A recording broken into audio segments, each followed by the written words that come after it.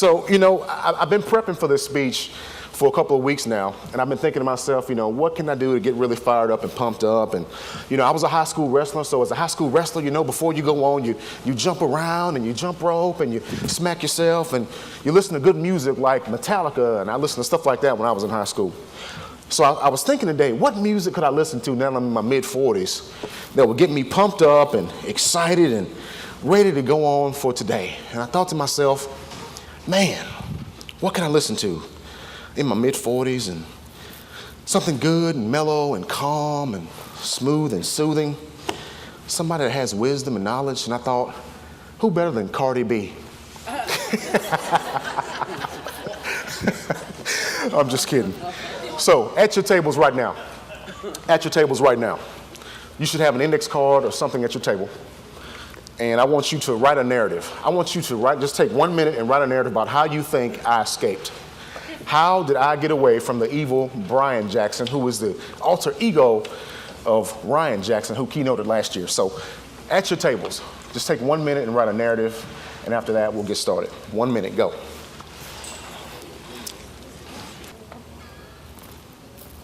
All right, showtime, here we go. So there's no secret that America's fascinated with superheroes. I mean, if you think about what's been happening lately with all the Marvel movies, and we are just infatuated with superheroes.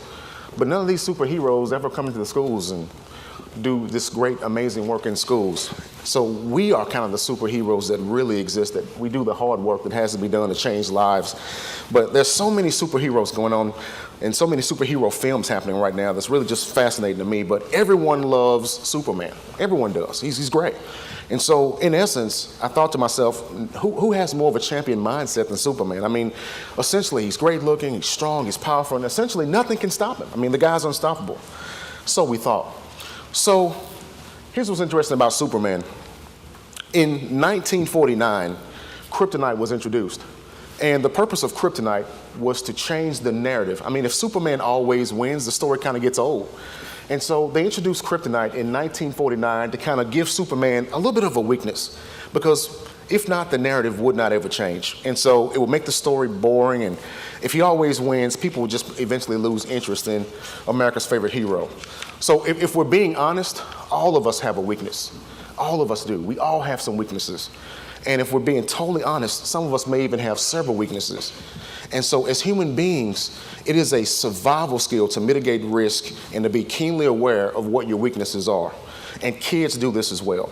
So now let's view this conversation under the lens of academics, where we talk about weaknesses for kids with regard to academic success for students. For some students, the lack of academic confidence and personal confidence has become their kryptonite, commonly referred to as what I call low self-efficacy. So can you imagine being in a place every day, all day long, 6.5 hours or more, being in a place where you feel absolutely inferior? Can you imagine having to come to a place where you feel like you're lower than or less than other kids because you don't do well academically? These feelings elevate the anxiety that some kids every day, and it really makes kids miserable at school. There are literally hundreds of thousands of kids who identify with this experience. And for some kids, this experience is what we call school every day. So for decades, educators have been trying to figure out what is the psychological impact of kids not succeeding in school. And no one has analyzed that better than Dr. William Glasser. In his study, In Schools Without Failure in 1969, he psychoanalyzed what failure did to students. And here's what he discovered. He said that students who did not succeed at school internalized that because they didn't succeed at school, they felt that they could not be successful at any other aspects of life. So imagine that, just giving up on all parts of life because you think that you're not good in school. And believe it or not, we learned that 50 years ago, and he was right. He was dead on. So folks, through this conversation this morning, I'm merely proposing that there are a number of root causes to the reason why kids are not successful in school. However, I believe that low self-efficacy is at the top of that list, and there's some things that we have to do about that. So, when you think about school, people know who the bright kids are, and they're keenly aware that they're the brightest kids in school. And the kids who don't perform well in school know who they are. And they're very, very keenly aware of how they're perceived.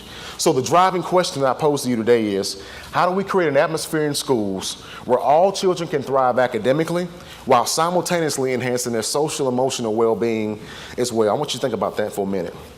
So lesson number one is that we have to absolutely change the narrative. So I want you to look at these kids for a minute, okay? Just take a look at some children I'm going to show you.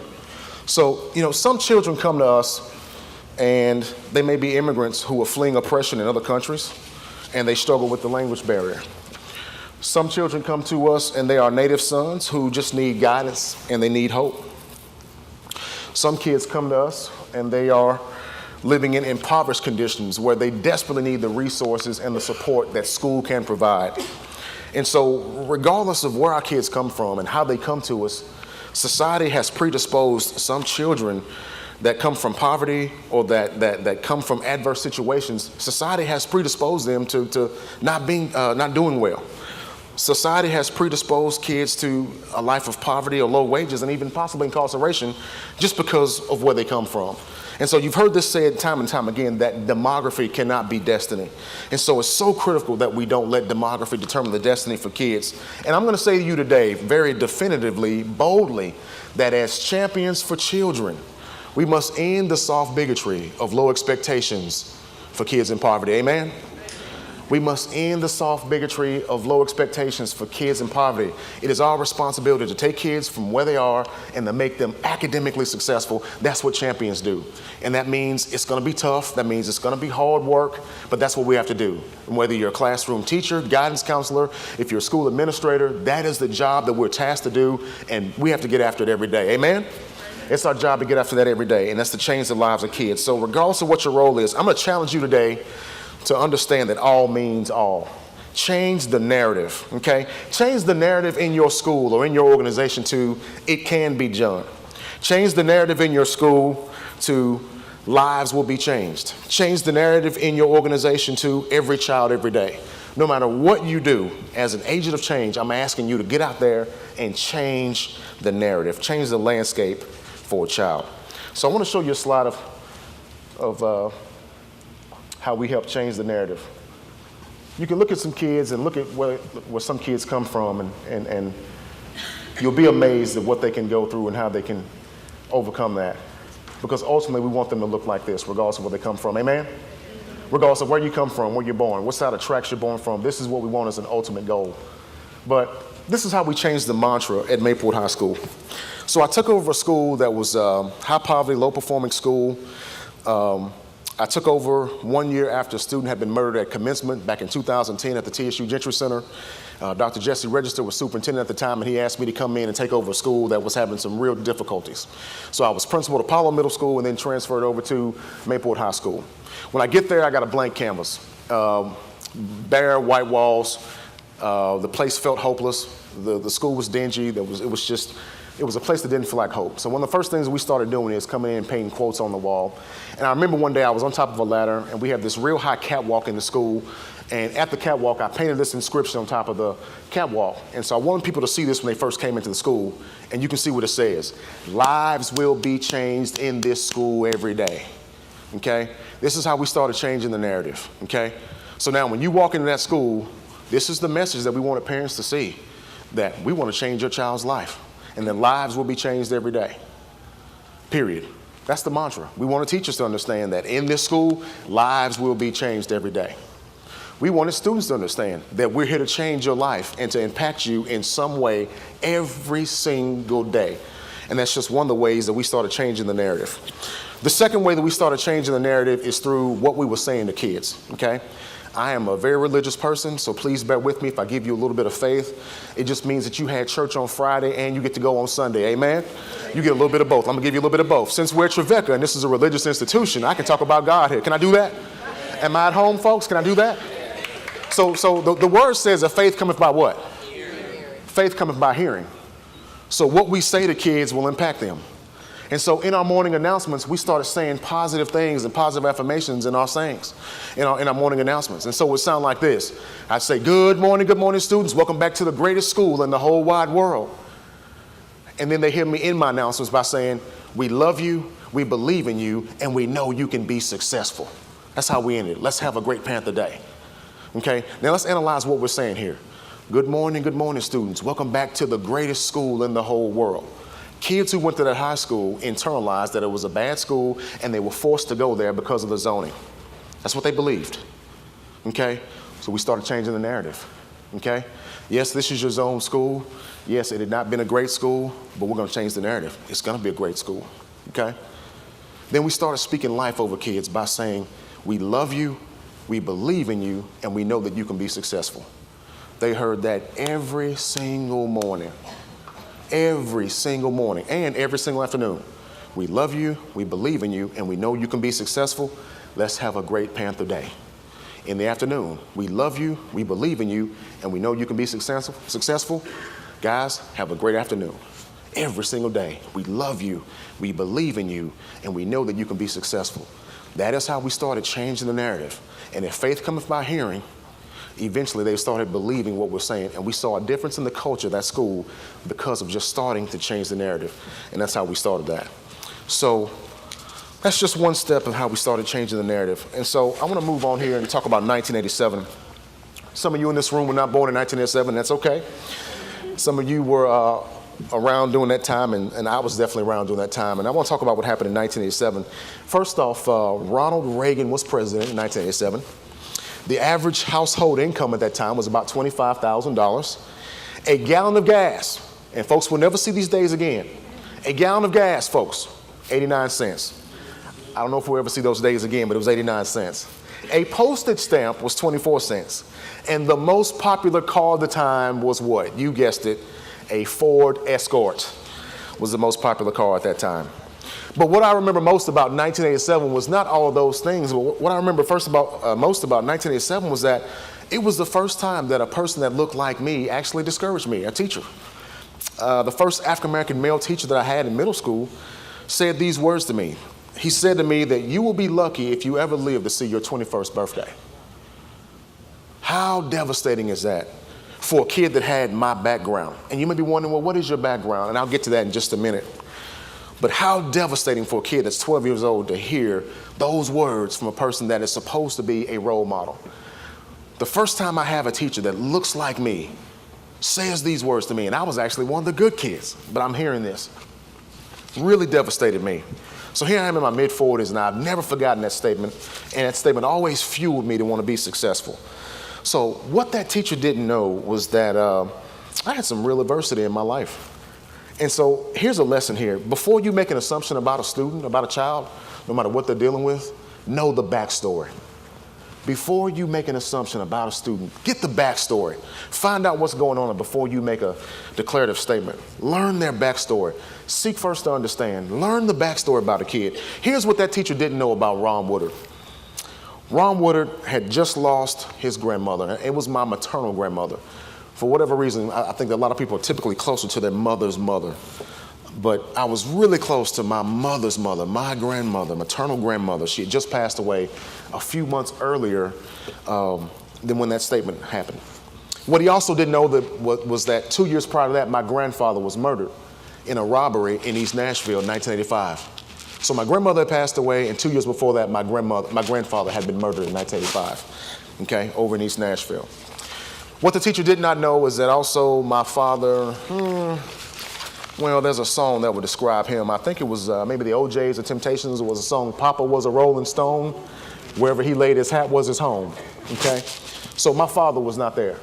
So the first man that I can identify with tells me that essentially I'll be nothing. So I had no mother, I had no father, no grandfather, and no grandmother, and a mother that was working 2 jobs to support me and my brother, okay? So if anybody needed a role model, if anybody needed someone to care, if anybody needed some support, it was this student, okay? One that he had discouraged. And he probably never knew the damage that he caused. But I was determined to not let those words make me bitter and angry. I used it as fuel to be successful. On top of that, this teacher didn't know that I was 3rd generation poverty. And what that means is that my grandmother, my mother, and I were all born and or lived in public housing. And we lived in the John Henry Hale housing community over in North Nashville. But this teacher didn't know my backstory. And yet those powerful words were said to me as a 12-year-old child. Devastating words. My grandmother had an 8th grade education. My mother completed high school, and I became the first person in my immediate family to actually attend and complete college. I grew up in a household where there were 27 books. 27 books. a set of World Book encyclopedias, and a Holy Bible on the coffee table. That's it. I'm being honest with you. That's it. A set of World Books and a Holy Bible. That's it. Okay? Have to be honest with you. I didn't get read bedtime stories. Wasn't a happy childhood like that. Nobody read me bedtime stories. Everybody was working. It was a working class family. People were tired when they came home. I didn't see people reading in my home, with the exception of maybe the daily newspaper. That was about it. Okay? So that didn't happen in my household. Now, you may have kids that come to your school or that are in your organization that have the same circumstances or worse. You know, back in the mid-'80s, that might have been rare, right? My story would have been rare. But is it rare today? No. You may have 6 out of 10 kids who have the same circumstances that I grew up with, if not worse, in their lifetimes. And we have to be prepared to teach these students and to make these students successful, regardless of the adversity that they face in their households. So, you know, something strange happens to kids right around middle school. I was a middle school principal, so I know this very well. Kids begin to struggle with their identity, and it becomes a really, really big deal. Kids really struggle with identity. So lesson 2 in this thing is this, okay? Here's lesson 2. Help children develop a positive self-image. Right around middle school, they really start to change. You really see some strange changes going on. We often call it hormones, but what a lot of it is that right around middle school, kids are trying to find the identity, okay? Where do I fit in? Am I popular, or am I going to be the kind of kid that's more of a strong athlete, or will I run with the smart crowd, or am I more of an athlete or a mathlete, or am I in the chess club kind of group, or where do I fit in? Kids are really struggling at this point to figure out what is going on in their lives. We also start to see in middle school that kids start making gender preference choices. Am I right about it? Amen? They start figuring out what they like around middle school. So the key is helping children discover their identity so that we can build strong character for those kids. That's the key. You know, I remember telling kids in middle school, hang in there. This will be all right. You're not a loser, okay? It's not that you're not smart. You learn differently, okay? Yes, girls will eventually like you. Yes, you will find love eventually, even if you don't have muscles or if you don't have pecs or a six-pack. It may take a little longer, but yes, you will find love. But keep going. So we tell kids, keep going, keep fighting through adversity, just keep going. Educators, please do not underestimate the power that identity has for young people. Kids today are more influenced by social media than any other generation that we've ever seen, amen?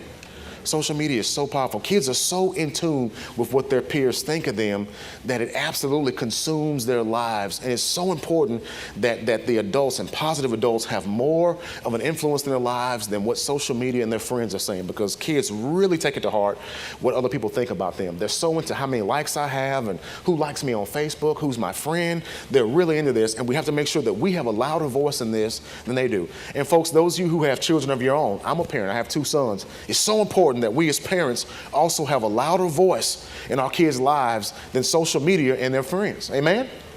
It's so important that we have the louder voice. So it was a Cambridge University study that came out, and they psychoanalyzed 30 students. And they looked at whether or not these students had suicidal ideation, and they found a strong link between suicidal ideation and identity formation for adolescents. Really strong link. And here's what they found. They found that the lack and inability to establish what they call continuity and forward progress, coupled with their lack of identity, was a leading determinant in whether or not kids decided to commit suicide. And they looked at 30 kids who had either considered contemplating suicide or kids who had unsuccessful attempts. And what they found was this. Let me just break this down for you, okay? What they really found was, it was, who am I? I don't know who I am. I just don't feel like I belong. And number 2, where am I going? Kids who felt like they just didn't have a future or hope. They couldn't see the light at the end of the tunnel, right? For whatever reason, they just could not figure out where their future was headed. And because things were bad now, they assumed that things would stay like they are now, and they decided or tried to end it or decided to end it, okay? Those were the types of kids that they studied. And they found, again, that identity and the lack of forward progress was what was hurting so many kids, making them want to hurt themselves. One of my favorite people is a guy named Bill Strickland. He's got a great TED Talk, and he is a community activist, and he's a philanthropist. And he says this. He says that you have to change the way people see themselves before you can change their behavior. How powerful is that?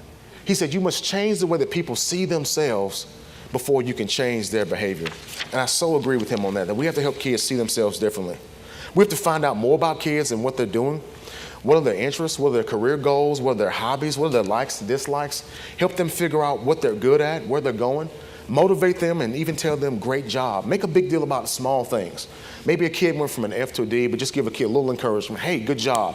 This is not where we want you to be, but hey, great job. Keep pushing. You can get there. It's so important. So we'll take a break right now. And I want you to talk with an elbow partner, and I'm going to give you a couple minutes to talk. I want you to talk about how can you improve low self-efficacy for students in your organization. And we'll take a couple of minutes, and then I'm going to get someone to walk around with the mic. I think I'm going to put my boss to work, Dr. Malzak. He's going to grab a microphone, and the microphone's in the back, and we'll take a couple of responses. So I know you guys thought I was going to do all the work, but joke's on you today.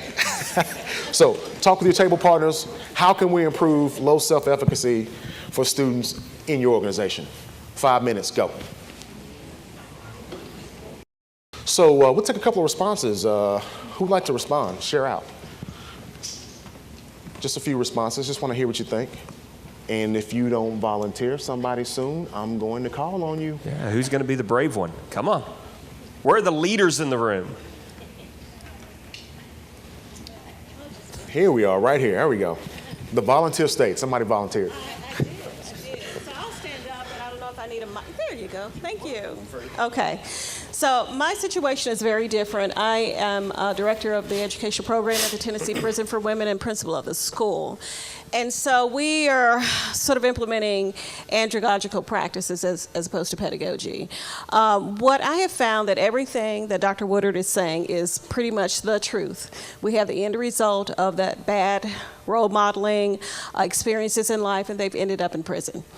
And so we get them in to our program where they can study for their high school equivalency, or we have CTE programs, we have full complement, and they can also study and get their college degree through Lipscomb University.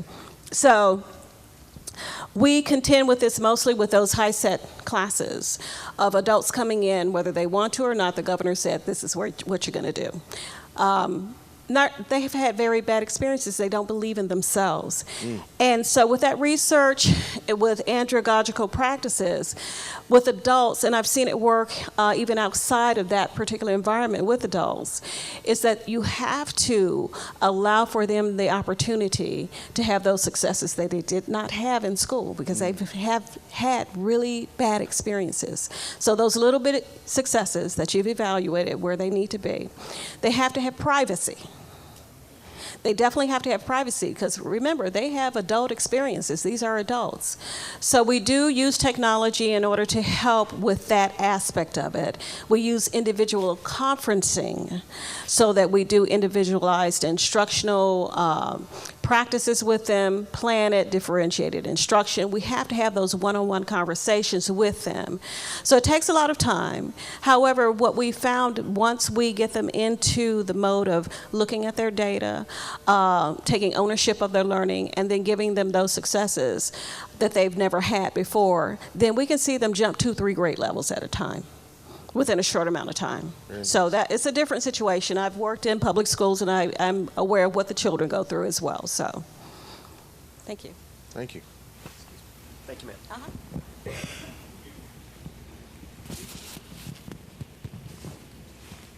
Anybody else? We'll take one more. Anybody else? Right here. No, don't give up on mine. So sorry. Go, Nick.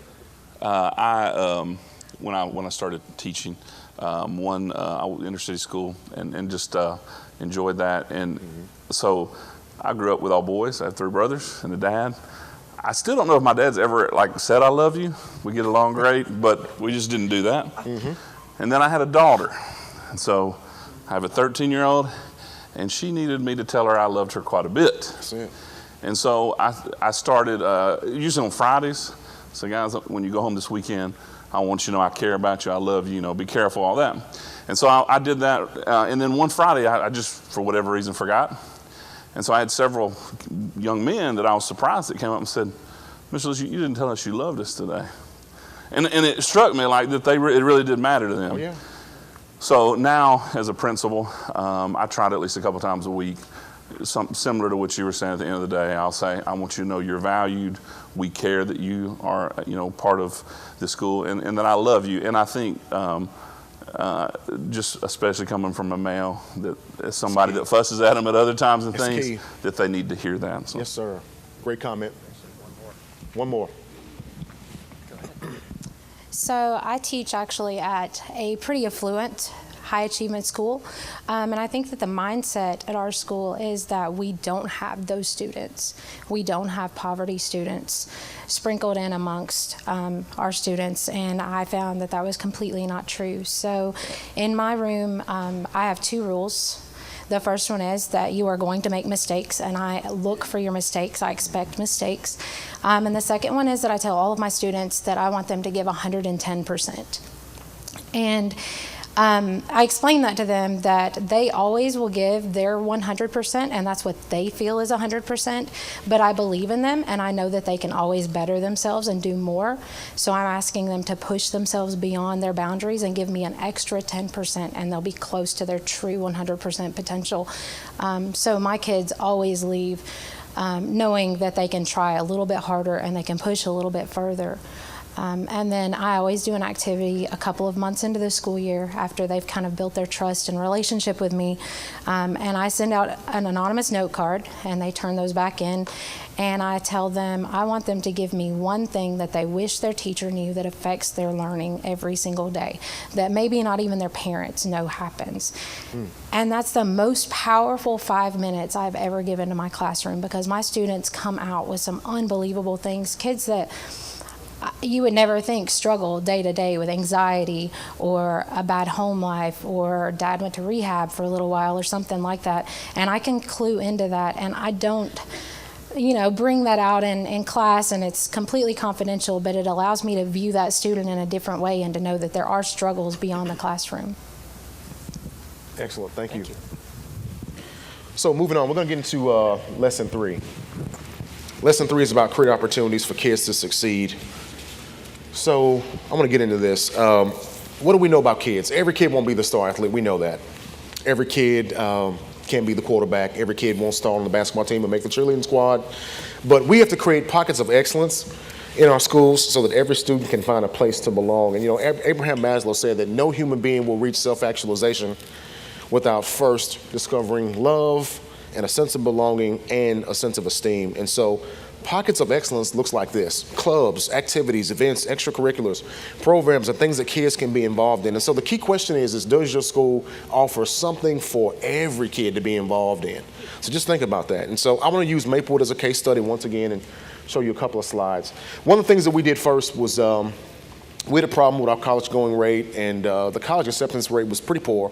At that time, it was somewhere around 58%. A lot of kids would take the ACT, they wouldn't do well in the ACT, and then they would internalize that, hey, because I didn't get an entry-level score to get into a good college, that's it for me. I'll just go and, settle for, whatever job I can find after high school. And so we get in there and we start working with kids, and then we start trying to push them and prod them to get them to take the test again, keep going, keep on, keep going, keep going.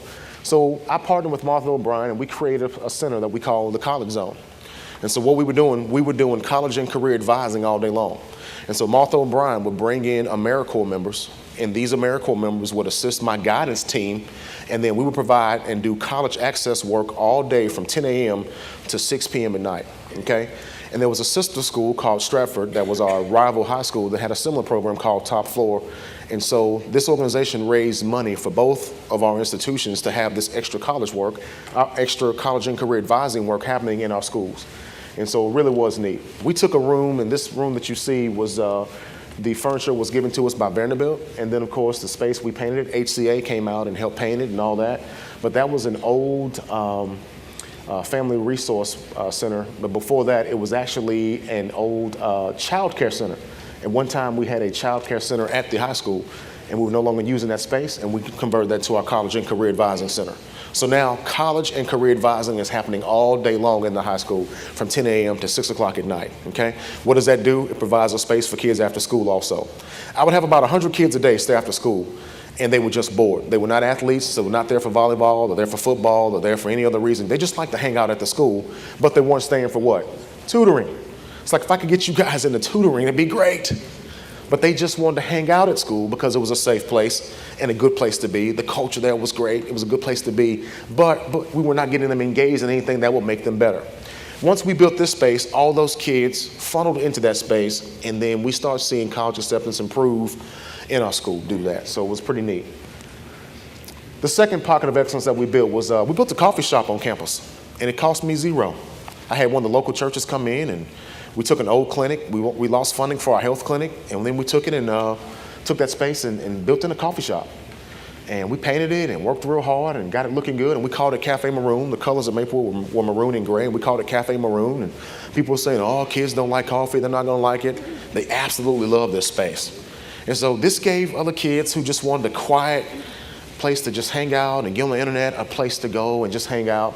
And it was also a service learning activity. Kids who were in our entrepreneurship courses, kids who took the business courses, got to run this shop, okay? And so it became a service learning opportunity as well. So the teacher would deal with all the funding, and then of course the kids would actually sell the product. And we were doing pretty well in terms of revenue too, okay? We would sell iced coffees like this for about $2, okay? And my goal was 25 cups a day, that's $50. Well, 50 times 5 is what, $250 a week, okay? $250 a week times 4 weeks is what, $1,000 a month? And how many months of school? 10 months of school, right? How much money are we talking about? 10 grand. A lot of revenue, right? Easy. So whenever we had things like we want to do t-shirts, or if kids wanted pizza parties and things like that, we could utilize the funding that we made out of the coffee shop. The kids had earned themselves to fund other small initiatives in the school. But this became another small pocket of excellence in our school, okay? Another one was the iSpot. We had a lot of kids that were into building apps and things like that, but they didn't have a place, you know? What's the place for kids who have the techie kind of mindset, for kids who like to do coding and building apps and things like that? So we built the iSpot for kids who wanted that type of experience, for kids who wanted more of a technological place, a technological kind of quirky mind. And so we worked with the Nashville Entrepreneurship Center. I took an old typing class. This was an old typing lab in our vocational building. And it was a very, very large classroom and a huge space. We got some of the funding from our district. We had computers that were donated to us from another high school. Those computers you see back there were all donated, hand-me-down computers from another high school. When they got new computers, I got their hand-me-downs, yes. But that's okay. We take lemons, we make lemonade, that's what we do. But we took this space and transformed it into the Entrepreneurship Center. Then we had kids doing amazing things in there, right? We had kids working with some of the mom and pop businesses in the community to help transform and improve their businesses, such as kids started redesigning the menus in some of the restaurants, kids started adding in some of those crowdsourcing kind of services and things like that, developing apps for them, and it was really neat, and all that happened in this space. This became another pocket of excellence in our school, okay? Another one was we partnered with Belmont University, okay, to create the Bridges to Belmont opportunity. I'm one of the co-founders of the opportunity, Bridges to Belmont. Kids who had a 19 and a 3.0 got the opportunity to compete, and we offer 12 scholarships every year, and those scholarships were $115,000 each. And we sent 12 kids every year to Belmont University with a whopping total of $1.2 million annually. That's an annual investment, okay? And so, again, for kids who come from low SES backgrounds, this was another big opportunity for some of those kids as well. And so that was a really, really great partnership that we had with Belmont, and that partnership is now in the year 6. And we're now starting to see those kids who enter that program, they're graduating. So the first 2 years, the first 2 waves of those kids are graduating now, and we're extremely proud about that partnership. The other thing I'm proud of as a principal was I partnered with Bridgestone, and we were able to create the world's first Firestone Training Academy inside the high school. Maplewood High School is the only high school in the world that has its own Firestone inside of the high school. A lot of high schools have automotive programs. This high school has a Firestone store inside the school. This is the power of partnerships. So through a partnership with Bridgestone and about a $500,000 investment, they converted the high school automotive shop into a Firestone Training Academy. Folks, every kid's not going to college, but kids who are not going to college need the best opportunities, and this was an amazing opportunity for kids. Okay, they were earning what we call ASC certification. ASC is what we call Automotive Service Excellence Certification, okay? That's like getting your doctorate in automotive, basically, and they were getting this out of high school. So let me put this in perspective for you. You got a kid that can go to Nashville Auto Diesel College and pay 50 grand and get ASE certification. Or you got a kid that can work in Firestone, have a guaranteed job with Bridgestone because Bridgestone is training them and paying for the ASE certification. Do you all see the power of this? Can I get an amen? So these kids are walking into jobs, okay, if they get the certification, and they can make between $30,000 and $40,000 a year right out of high school. And that was another way that we created a pocket of excellence in our school. When you talk about being champions for children, now you got to design your high school or design your middle school or design your elementary school and put little pockets of excellence in there so that all kids can be successful. This was not for everybody, but for those kids who had the love for automotive, this was their pocket of excellence. It got no better than getting opportunities from Firestone. Those kids were able to intern at Firestone over the summer, and then of course, when they got of age, they were hired by Bridgestone. It's really a phenomenal opportunity. And so when you talk about breaking the cycle of poverty for kids, it gets no better than this. It really doesn't, okay? Really gets no better. So the last lesson is really about grit, and I'm about to wrap up here because I know I'm running over my time. But we define grit as the intersection between passion and persistence. We define grit as the intersection between passion and persistence. And so as we look at how college persistence rates across the country are tending to spiral, it's not an issue of talent. It's really a matter of whether or not kids have the inner belief and the drive to keep going. And so that's what we have to help kids gather, is that inner belief, develop that grit. And so here's how we help kids get grit. We help kids get grit by making sure that they understand that failure is not a permanent condition. Amen? We got to help kids understand that failure is not a permanent condition. It's not. Okay, you failed, dust yourself off, get back up, get back in the game and go again. Failure is not a permanent condition. Okay. As I mentioned earlier, saw so many kids decide to give up on going to college because they didn't get the ACT score that they wanted, and we kept pushing and pushing and pushing. Here's a young man that I recently had helped. This kid's name is Aaron, and Aaron's story is pretty cool. Kid walks by my office in Murray County, and he says, "Hey, I'm giving up on school. I just want to get my GED and move on with my life." And I said, "No, I'm not giving out any GED waivers." He's like, "Yeah, you are. You have to." I'm like, "No, I don't have to give you anything." I'm like, "Who are you and what do you want?" I'm like, "Why? What's this?" And we go into this long argument back and forth, and he just gets mad and he storms out. And I said, "Hey, wait." I said, "If I can interest you in an alternate path where you could work at your own pace and still get your regular diploma, would you be interested?" He said, "No, not really." I said, "I'll tell you what." I said, "Would you just go look at this program and see if you like it? And if you think this will work for you, you can get your regular diploma and we can get you there in a year and you'll graduate on time. Would you be interested?" He said, "Well, I'll go look into it." We take him over to our school. It's called Northfield Academy. Give him an opportunity to see the program. He fell in love with the design of it and he was successful. Now, earlier I told you to get the backstory on this kid. Backstory on this kid is that his father had committed suicide and his mother was deceased also. He was living with his best friend's parents, and his mom was about to try to get custody of him. So he was just miserable. He was ready to give up on life. 17 years old, and he just couldn't figure things out. Literally no parents, an orphan, okay? And we have changed this young man's life. He recently graduated 2 Saturdays ago. So in conclusion, as I wrap up today, as we strive to become champions for children, we must continue to keep kids at the forefront of everything that we do. And this means that we measure everything in child benefit. Being a champion means having the tenacity to defy the odds and to go against the status quo as much as possible. This morning, I asked you to write a narrative to explain how I escaped. But I want to tell you that was just an exercise and a practice because the situation that you saw this morning was fictional. But I want you to know that each and every day, you will help script the narrative for the lives that you deal with in your schools. And that's both as an educator and or a leader. I can promise you that the story won't always be filled with good times. However, but by working together as educators and leaders, we can help lots of children have a happy ending that their story deserves by developing the champion mindset for all kids. Thank you guys for listening.